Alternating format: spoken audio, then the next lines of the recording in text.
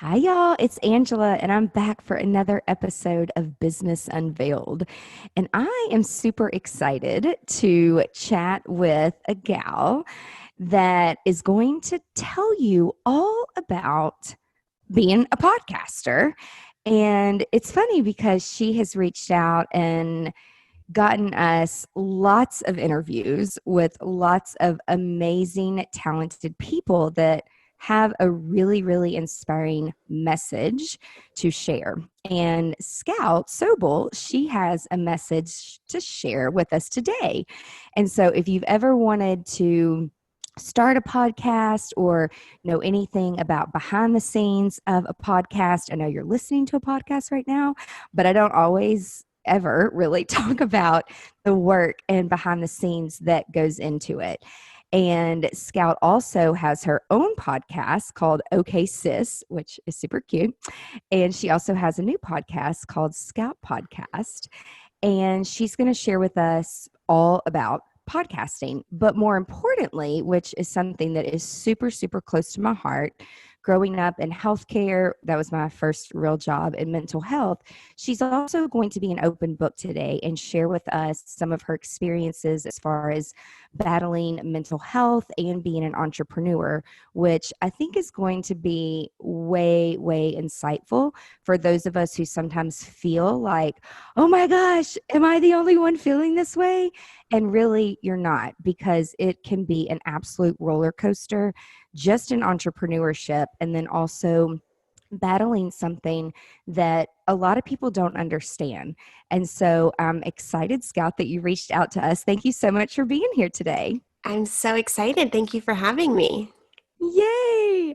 And before we jump off and start talking about everything as it is today and like how you've gotten your entrepreneurship journey start and all the inspiration for your podcast, as well as helping other people get on podcasts, take us back a lot and tell us, like, where'd you grow up and where did you get the inspiration? How has your journey gotten you to where you are today? Welcome to Business Unveiled, the podcast designed to help you thrive in the creative community. Here's your host, events and productivity consultant, Angela Proffitt.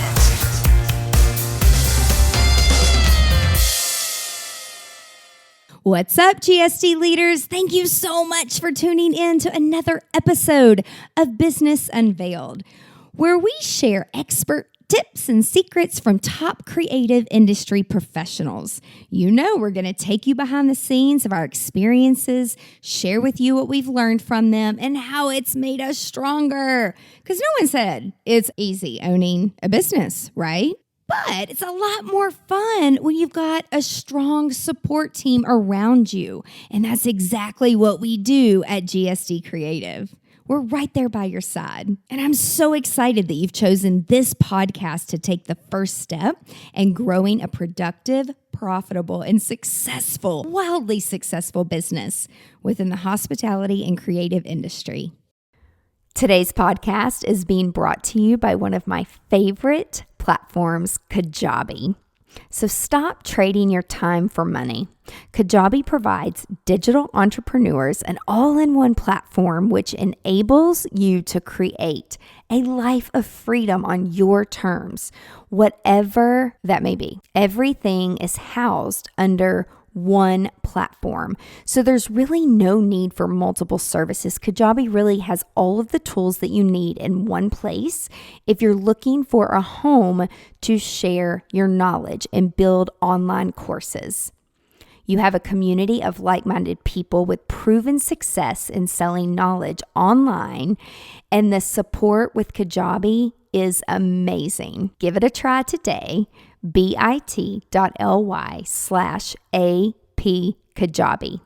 Yeah, so I grew up in San Diego, California. I went to a very small Jewish private school my whole life. So the people I knew in kindergarten were the same people I graduated with at 12th grade. And their parents were best friends with my parents. And so it was a really tight-knit community. But in that, I mean, we had 28 kids in our graduating class. In that, there Wow. wasn't a lot. I know, it was crazy. There wasn't a lot of Small. room. Oh, yeah. Oh, yes. Everybody knew what you did on Saturday night. Let's put it that way. Yeah. There wasn't a lot of room necessarily to find people that were so much like you. The women I met, my friends from high school, are my soul sisters forever. But when I left, it's when I really started to dive into who I am and what I like and my passions. But it wasn't until actually I didn't really show signs of being an entrepreneur when I was younger. I wasn't like hustling a side hustle at 15. I always wanted to work and be financially independent, but I never dreamed of starting my own thing necessarily. But it wasn't until I was 22 that I was sitting with a friend and just meant that state. I had dropped out of college. I was suffering with bipolar disorder and just I was finally able to hold a job after years of not being able to hold a job as a barista. And I was sitting across from my friend and I said, and I had this magazine that I had bought. I was just coming back from a trip to New York and it was an independent magazine. And I had always loved magazines. They had always been my retreat growing up. You know, I got Teen Vogue every month to the door and I would run into my room and not leave until the whole thing was read. That's awesome. Yeah. So working in and I told people when I was younger, I said, I'm going to be the editor-in-chief of a magazine. And people would say, why would you want to do that? And so I was just sitting with my friend and I looked at her and I said, hey, do you want to start a magazine? And she was like, yeah, for sure. And so it started super small in the sense that we were just going to print it at Kinko's and take all the pictures with disposable cameras and just like pass it out to the homies really. And something in me just like, it was a light bulb, right? I felt an energy I have never felt in my life. I went home and researched for hours, and all of a sudden I had appointments with the highest quality printers in town, set up a Kickstarter for $10,000 and started my first entrepreneurial thing. So that's really where this all started. That is amazing. So was this before like digital? Was this before like iPhones and like nice cameras and to use like disposable cameras? No, like, we were just wanted to be vintage, Oh, gotcha. We were young poets. And so how long did you guys like have the magazine and how'd that play out? Yeah, so we sold the first magazine. We just dropped off at coffee shops for free for people to take. And then we signed with a distributor for our second edition. And so that issue was sold across the country. I was like 22 at that point. And then our third issue, we actually got an email from Barnes & Noble that they wanted to sell it. And I responded back saying, I just want to clarify, you're Barnes & Noble and you're asking to sell my magazine. And they're like, yes, that is the email we just sent you.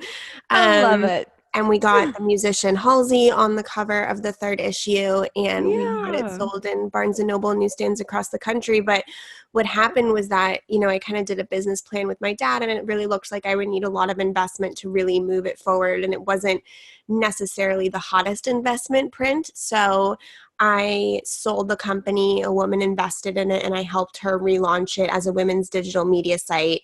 And then once I had helped launch it, I moved on and I found podcasting, which then created OK Sis with my sister, a podcast we have together, which then created Scout's agency, my company today, which then created my new podcast, Scout Podcast.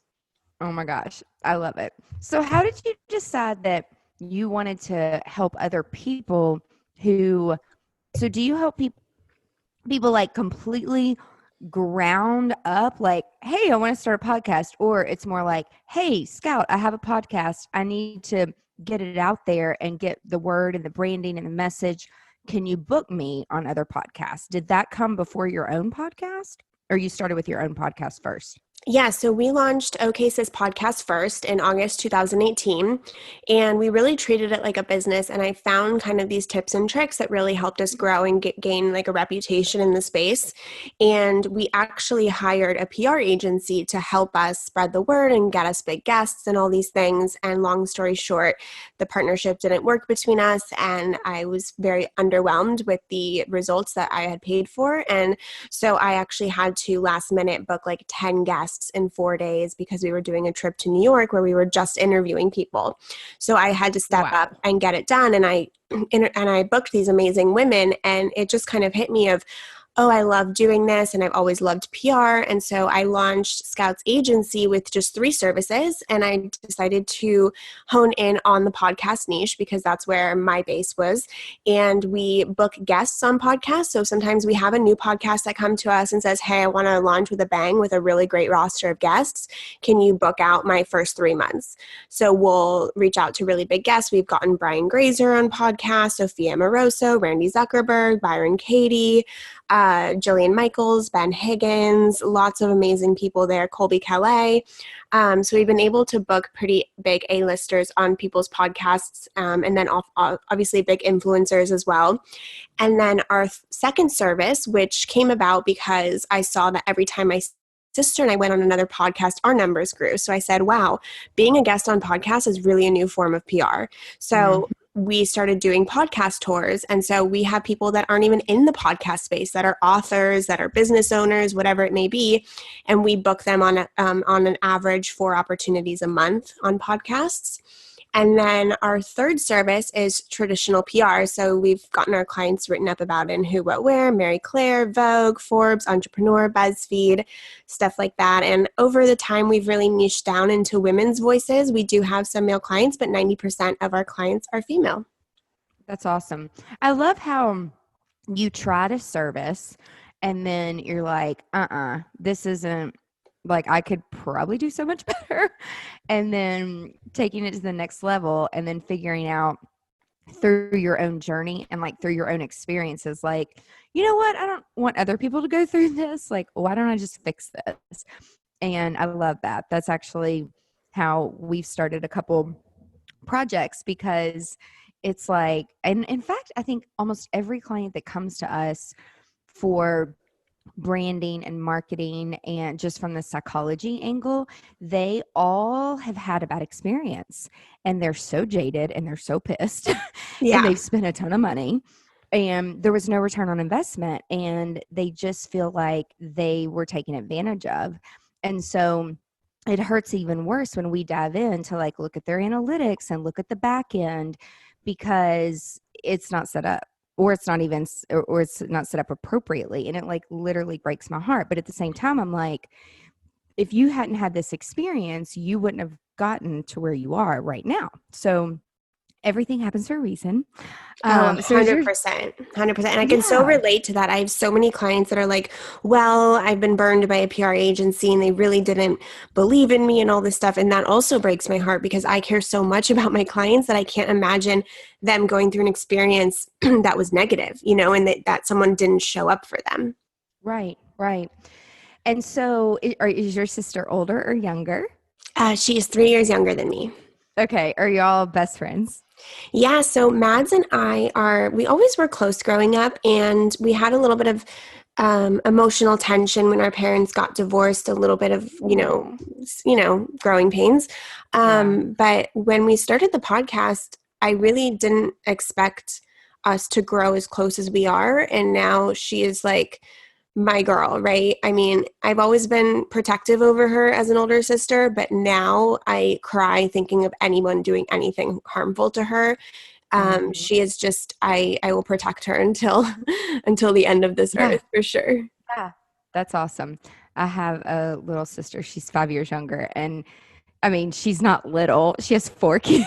But people are like, you still call her your little sister? I'm like, yep. And I have a little brother and he owns a business, but I will always call them like my little sister and my little brother. So I get it. Yeah. And so to shift gears a little bit, like through the entrepreneur journey, you were also really, I mean, I use the word suffering because I worked in a mental hospital and I worked around a lot of people who truly were suffering until they were able to find help. And so when did you realize, okay, something is not right and I need to get help? How, like, take us through that journey. Yeah, so I had my first depressive episode at the age of 14, That's and young. yeah, and I started cutting myself and Mm. restricting food and not showering and wearing sweats all day and just really not taking care of myself. And my school found out that I was hurting myself, and so they told my parents, who immediately put me into therapy. And so I was have been in therapy since I was 14. I'm 28 now, so 14 years. Mm-hmm. And it was interesting. I don't think like my other friends weren't in therapy. Everybody kind of knew there was something up with me, but also, in high school, it's a little bit difficult to diagnose just because you're not sure if it's hormonal or if it's, high school stuff or whatever it is. Yeah. And so I'm really happy they didn't diagnose me at that time, because being misdiagnosed is really dangerous. And so it wasn't until, and I went up and down in high school a lot. I was really depressed a lot. But it wasn't until I left for college that I started developing a sense of paranoia and psychosis, that Mm. men were following me home. They were under my bed. They were in my closet, on my balcony, waiting to rape and kill me. And I would plan escape routes, and I wouldn't move a finger because I was afraid. I didn't want them to know I was awake. Mm-hmm. And people had to check my car before I got into my car. And it got to a point where I was really losing touch with reality. And Yeah. that's when I realized that my brain was working in ways that were not healthy, that were quite toxic and quite dangerous. And Yeah. so we got a little bit more serious, my family and I, with the situation, and started playing around with medication, which is a whole nother topic. I've had a really long journey with that. And then it wasn't Mm. until I was 20, in my junior year of college. Yes, my junior year of college, I was formally diagnosed with bipolar disorder type 2, and I got on the next plane home. I was in New York going to school. I got on the next plane home and moved in with my dad, went through outpatient, and went through a few years of being what I call unfunctioning. And Mm-hmm. I couldn't hold a job. I couldn't hold an internship. I couldn't go to school. And it was a really dark time for me, because my parents and my therapist and my psychiatrist weren't sure if I would ever hold a job or make something of myself. So I had a lot of suicidal ideation. I was hospitalized. I had catatonia and voices in my head. And so it got really out of control. So I started to turn my life around when I met my husband, who's then my boyfriend. He Mm-hmm. comes from the recovery world. He will be 9 years sober this month. And Yay! yeah, it's super great. Yay. He looked at me and he said, I don't care if you're depressed. If you're depressed and hopeful, I can work with it. If you're Okay. depressed and hopeless, I can't do this. I love And that. it just all of a sudden sparked something in me, just like that decision to make that magazine, of what if I just infused a little bit of hope and faith into my life? Mm-hmm. And I had lost so many things, my college experience, work, jobs, internships, opportunities, that I looked at him and I said, I'm not going to lose him either. And he helped me, and I went to support groups and I started reading books. And that doesn't mean that, in a year I was better. I had a depressive episode last year, but what's changed since that moment is that I've been able to not only work a job for somebody else, but start my own business and have multiple projects going on at once. And I've become an actually very high functioning human being that knows how to manage her bipolar disorder.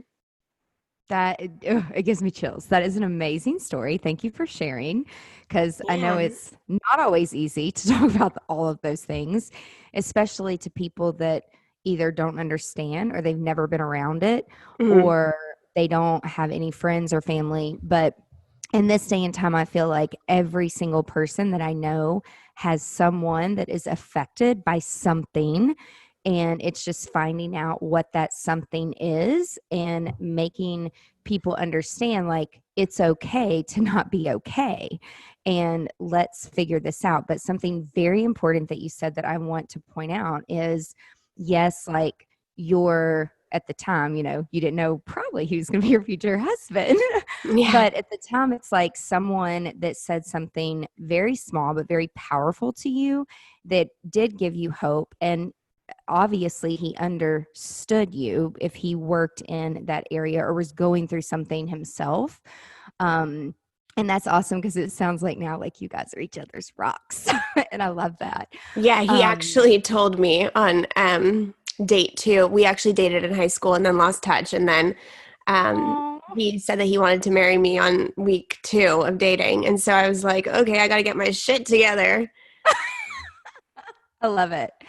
But like for any of you listening and you're like, entrepreneurship is hard. Like, hell yeah, it's hard. But if you also, aside from that, the number one thing is if you have a dream and you have a goal, that's great.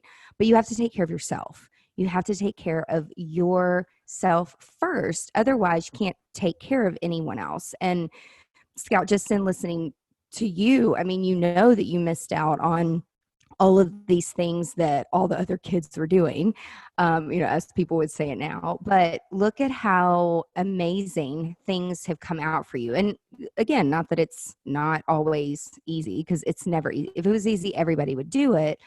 But I mean, I have several entrepreneur friends that suffer, and they don't like to use the word suffer because they're like, I'm not suffering. I'm handling it and I'm killing it. And I'm like, I love that. Like, and I love that attitude to make sure that like it's always a positive outlook, but to always have like the therapist and a positive relationship with your husband and with your sister and family support and all of that instead of like going into a hole and being a recluse and not wanting to talk to anybody is, I mean, do you think that's like the worst thing someone could do is to recluse themselves? Yeah, I think I have like different levels of what recluse means in the sense that isolating when you're not feeling well is not a good idea, like not getting out of bed or canceling on social commitments. Of course, there's a time and place where you have to say, like, I just need a day. But if it goes on past that and you need to really evaluate, are you avoiding because you're afraid and you aren't feeling well?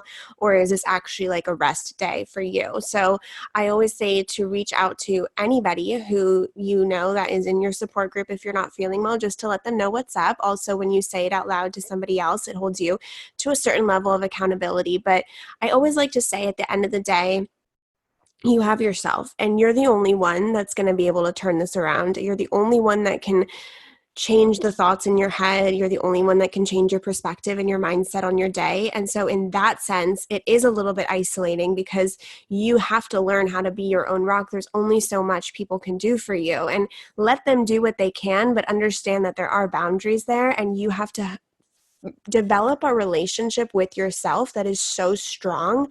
Just like we develop relationships with our significant others, we put so much time into that, right? But we don't put time into creating a relationship with ourselves. So if you're suffering from a mental illness or any sort of illness, you have to create a relationship with yourself that knows that you can show up and fight every single day because you love yourself that much. I love that because I hear this all the time. You can't love anyone else like if you don't love yourself first and accept the way you are, and then how can you not necessarily change, but how can you enhance or be more positive with whatever you're dealing with?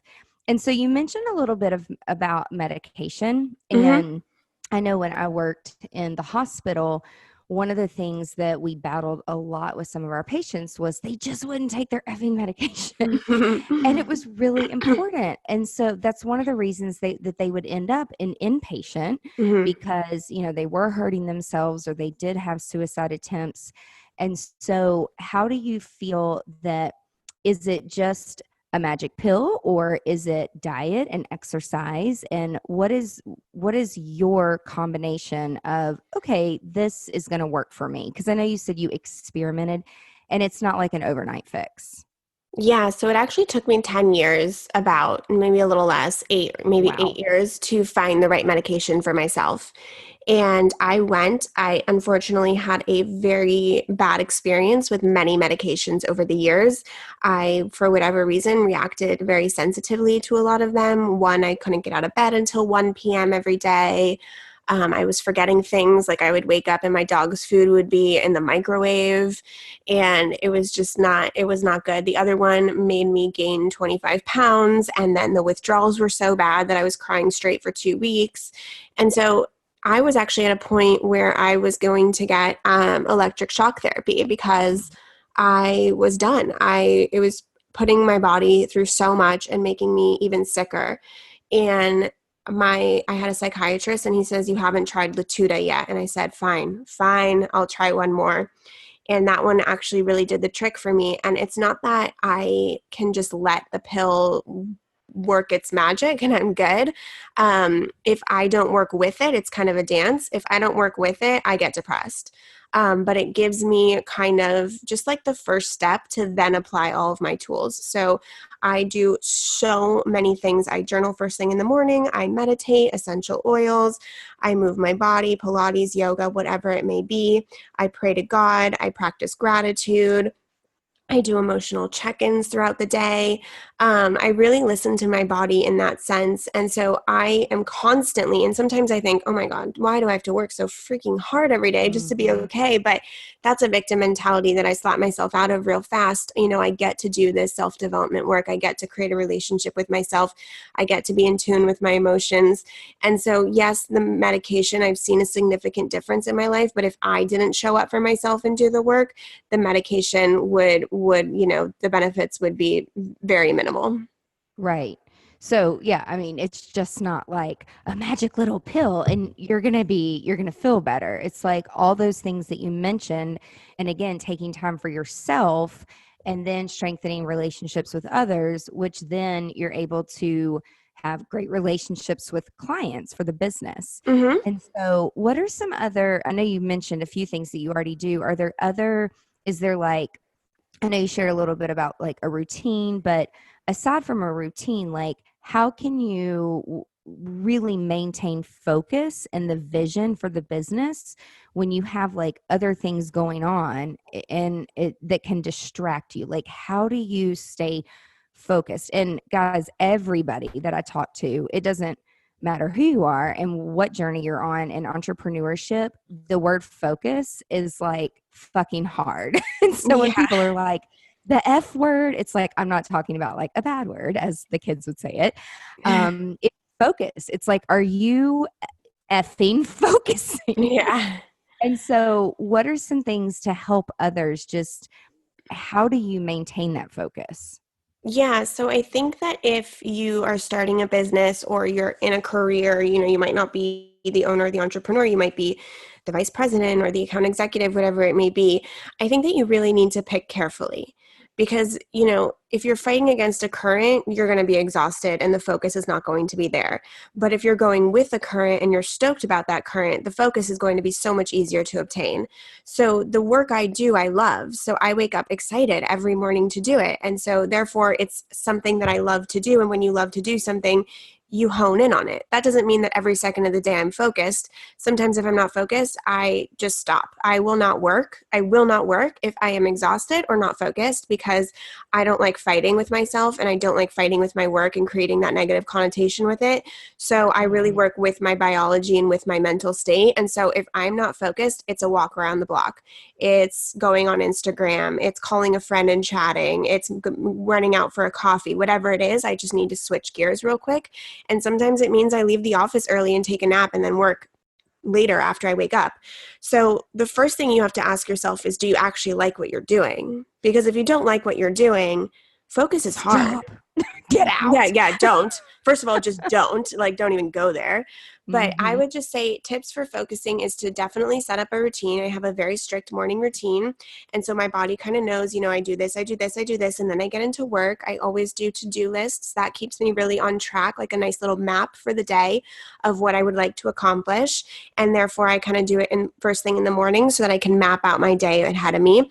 I'm really into Google Calendar. So every night before I go to bed, I check my Google Calendar just so I know what calls I have the next day and kind of where the flow of my day is going to go. Like, from here to here I'm on calls and then from here to here I'll work.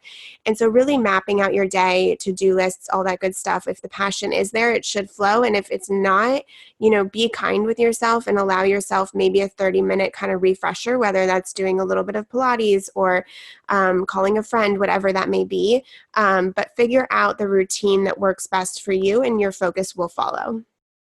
And I feel like some people that we work with, and I mean, my gosh, even myself, people are like, what's your routine? And I'm like, every day's different. And that's the reason I like owning businesses, is because I don't like to do the same thing every day. However, when I say that, I mean that by like client work. Like it's always a different challenge or a different goal. But in terms of like routine for myself, like you were saying, it may not be that you leave and take a nap the same time every day. You may not do it every day, or the fact that you have to do things this way. But I do think that there's something to be said to have like a morning routine and a night routine in terms of like trying to get up at the same time every day. I've always battled with sleep. I don't have sleep apnea, but I never was able to sleep really well, just because my mind was turning constantly. And it's funny, when my primary care doctor, she's like, let's try Ambien. And it's like, it did the reverse. Like it didn't work. I didn't sleep. I was anxious. It gave me anxiety. I would like sit up and like write to-do notes down. This is like before I had an iPhone where I could like jot down notes or do a voice memo. But I actually had to train myself to like turn my mind off. I did take melatonin for a little bit, which actually worked way better than taking Ambien. And so, but I would like stay up till 4 and work. And then if I had to get up at 7:30 because I had a 8:30 meeting, like that wasn't exactly healthy. And so trying to find a sleep routine has made all the difference in the world. And do you ever get the question where people are like, if you could go back and tell your 20-year-old self something, like what would you tell yourself? Do you ever get that question? Yes, I have. What would you tell yourself? Like if you could go back, 8-10 years. Yeah, I would tell her that she's going to fall so deeply in love with herself and with her life, and that she'll go to bed knowing that she always has herself to fall back upon, and that the strength that comes from that is going to create some pretty awesome things. I love it. Mine is just like, sleep is important. Like it's really important. Oh, I Um, don't. My sleep, I've always been really intense with my sleep routine, because if I don't get sleep, my bipolar flares up. So I have to get 8.5 hours every single night. And it's like a non-negotiable for me my whole life. Yeah. Yeah. And sometimes people just don't realize that. Like there's young entrepreneurs and they're like, but I can't sleep. Like I want to stay up all night and da da da da. Or what I used to do, like I would stay up all night working on client stuff because I was so flippin' excited. And then it's like I became more excited with like their ideas and their events and their weddings than like they were excited. And then I'm like, is something wrong here? Like, why Yeah, am I totally. up? So it's like you really have to learn. And unfortunately for me, it took like a lot of ungracious people who don't even know how to say thank you. And I'm like, "Oh, I stayed up all night for you." And, in my head, I'm like saying this. And then I'm like, well, it's my own fault. Like, no one told you to do that. So, like you said, taking a step back and having a conversation with yourself of like, okay, you should not do that. I love that. So, jumping into the whole podcasting world. So, share with us like some ins and outs. Like, did you know going into it in 2018 that like this is where it would be taking you, like your life, your business, your entrepreneur journey, like everything that you're sharing, the outlet for what you're sharing, you're being vulnerable. I'm sure you're helping thousands and millions of people, over time that like listen to these things, because it's people like you who are able to feel comfortable and open up that's going to help others change. And so what are you thinking now, like with the ins and outs of like being part of the podcast world? Yeah, so when I started it, it really wasn't like, I obviously treated it like a business and took it very seriously, but what has happened has been so wildly unexpected. With OK Sis, we have garnered up an amazing community of women that we are in contact with all the time, that are really invested in our community. And we hosted our first live event in January, and we had over 100 women show up to that, which was amazing. And we've been able to meet some of our girl crushes and our heroes and our role models and people we've watched on reality TV for years. And so it's been a very surreal thing of who we've been able to meet and who we've been able to network with. And the women that come on our podcast, we really end up being friends and their biggest supporters, whether they have a spa or an athletic wear line or a skincare line. We become really big, cheerleaders of them. And so we've sort of entered the space of this whole women entrepreneur millennial world, which has been amazing. But no, I had no idea that podcasting was going to be my thing, that I was going to work in it, that I was going to learn the ins and outs of it. I mean, it has definitely just sort of, one thing happened, then the other thing happened, and then this happened. And with a lot of consistency, Mads and I have never missed an episode in the past year and a half. And sometimes we do 2 episodes a week. Falling in love with this medium, I think, was inevitable, though, because I have always written my whole life. I'm a big storyteller, and this really gave me the platform to talk about my disorder as well. And so I've had a lot of people reach out to me that listen to my podcast that have mental health issues and want to be an entrepreneur, and I could kind of bridge that gap for them. So no, I wanted it to be successful, but I did not know it would take this insane of a shape. It's just awesome. It's almost like, when I'm in this business group and they want you to create, an annual plan and then like a 5-year plan, which is like a big gap. And I'm like, yes, it's really hard because one phone call or one podcast or one email that you respond to that you think may be spam, and you're like, what is this? Like your Barnes and Noble, it's like, is this real? yes. It's like can really give you the opportunity to write it and make changes, and it can change your life. And then your life takes turns that you're like, well, shit, that wasn't in my business plan. And, I look back to the very first one I wrote, which we didn't have the internet. Like I was in a library, which I don't even like to read. I like Audible. But nothing on there is like accurate of like a 5-year plan. It's like, not only did we exceed what I thought, because I do believe in like writing your goals down, but the opportunities that come to you, and it's sometimes you're creating those opportunities for yourself just by sharing, and you don't even know it. And so those are the awesome relationships, like you said, that come out of all of this. Do you have like your top 3, like, oh my God, I cannot believe that this is really how this works kind of things with podcasts? Like if someone told you, like, I'll give you an example. So I was out of town doing an event, and one of the largest podcast conferences was coming to Nashville, which is where I live. And so I sent my team in place of me, and they all, looked at the schedule, and they're like, we're going to go here and here and here. And then my brother, actually, because he was a new business owner, went. And the guy that he's all into true crime because he's an undercover PI, private investigator. And so he's like, this guy who is like the #1 podcaster in true crime, like does it from his kitchen table with a Yeti. Like it doesn't have to be fancy. And so I think like his jaw was like on the ground, where it really is like your content has to be helpful and good. And you said it a minute ago, the word consistency. You have to be consistent. You have to.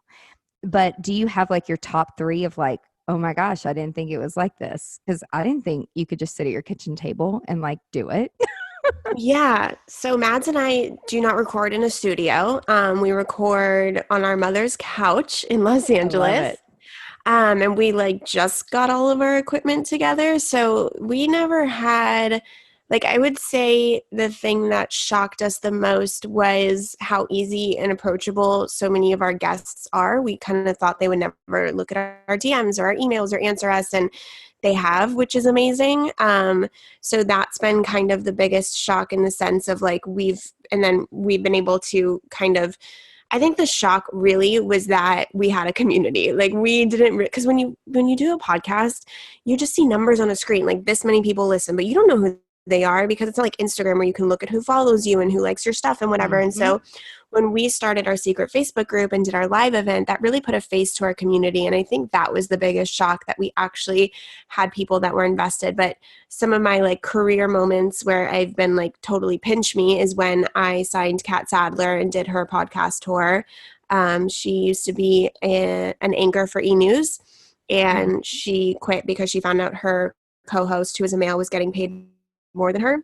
And she's amazing. And I just saw her at a coffee shop in LA, and I didn't want to bother her because I've been following her for years. And so I emailed her, and in the subject it said, "I saw you at the cafe name." Amazing things happen by just asking. Yeah, that's the thing. It's like either two things are going to happen, or three. One, no one's going to respond.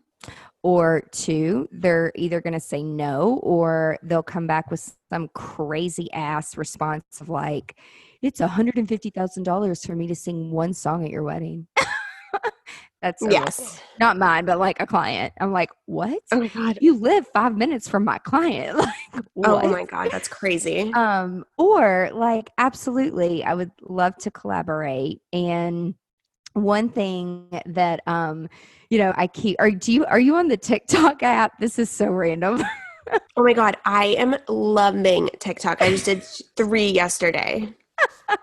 So it's something I was like, oh, that's cute. I would never do that or do it for business. What a waste of time. But my sister has 4 kids and they're homeschooling. And so they're obsessed with this app. And so one day I'm just like, all right, what are you so obsessed with? And so it's like all these little dances, which I am a dancer at heart. I grew up dancing. And so I'm like, okay, well, I'll just learn these dances. And then instead of saying like the words to the rap songs, we'll like make up words for like school so they can like remember how to do good on tests. Like that's kind of how I made it through college, like making up rap songs in my head to like biology and anatomy and all that crazy stuff and flashcards.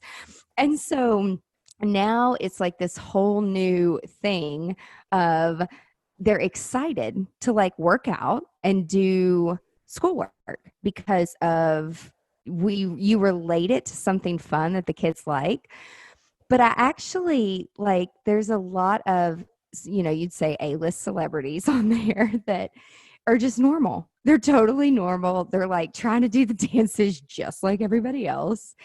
And it brings some sense of normal to, like the other day, I saw some stuff like Jessica Alba came up, and I love her as a woman entrepreneur, not so much as an actress. I don't really watch movies that much, but then I'm like, when I was in Target and my brother has a new baby, I'm like, I should get some Honest Company stuff, from her company.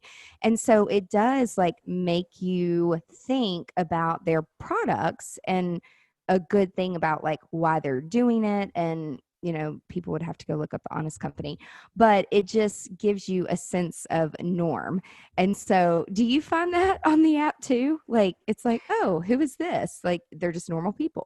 Yeah, and it's so joyful. Like I just scroll through and I just smile. Like everyone is just having a good time. There's no negativity on TikTok. It is all positivity. Yeah. The other day, Mark Zuckerberg like put out this big announcement for something, and there was so much negativity around it. And then someone put on the comments that if Facebook would go away for 10 years so the world could be a happier place. And then someone said, just get on TikTok. Oh, for sure. It is so, and it's especially right now, just being home, it is so nice to just learn a dance, move your body and get going. It's so nice. Yeah. And it's just fun. I mean, it flat out really is fun. What would you say? I know you said that you really practice gratitude. What does that for people who don't know what that is or how to practice that? What exactly does that mean, and how do you practice that? So essentially, I have been writing down 3 things that I'm grateful for a very long time. The way I practice it is I practice it a few different ways. In the morning when I journal, at the end of my journal entry, I'll always write down 3 things that I'm grateful for. That's how I end the journal entry. And then I also do gratitude meditations if I feel like I need a little extra. And then I also text my sister what I'm grateful for. Every few days, we'll text one another and say, here are 3 things I'm grateful for. What are you grateful for? And it's kind of a nice little back and forth exchange that we have. So I always feel as if you're really coming from a place of gratitude, it's very difficult to be in a place of pain or suffering. And also it's so easy to forget what is so beautiful about our lives. So I am huge on expressing gratitude. It is 100% a daily practice that I do. And do you think by doing that, like you were saying that you sometimes have to like slap yourself out of it, like don't play the victim, like have a mindset shift?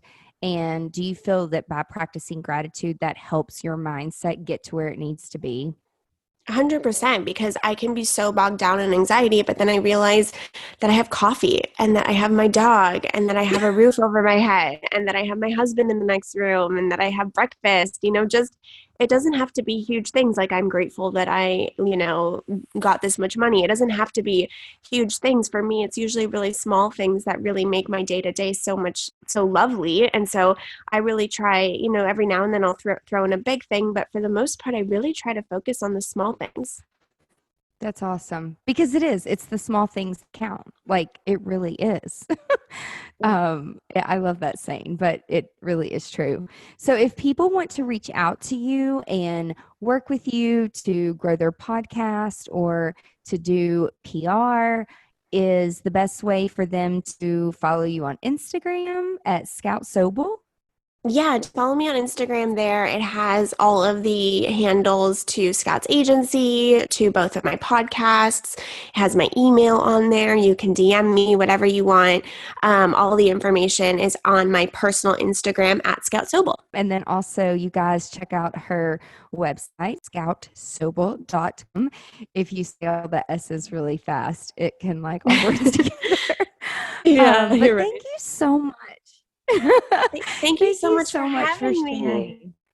Yeah, this was so awesome fun. and so helpful. And everyone that is listening, be sure that you go and follow Scout and check out what she does, especially if you have a podcast and you're trying to grow it. This is probably the quickest way, I would say, to grow when you're working with someone who understands being accountable to consistency. And as a business owner myself, if I didn't have people helping me, I don't think I would be able to do it because it's a lot of work.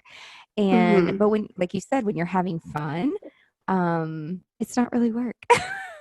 Yeah, amen. Amen. Well, everybody, thank you so much for listening today. Be sure to tune in next week to more juicy details of Business Unveiled on how to grow your business. Have a great day, everybody. Bye. Now that you have all the tools you need to conquer the world in GSD, just share this with your friends and your fellow GSD leaders. And be sure you're a subscriber so you never miss the juicy details of Business Unveiled. And you can ask Siri to listen to the latest episode, but you got to be a subscriber. Before I go, I have a huge favor to ask, and it would mean the world to me.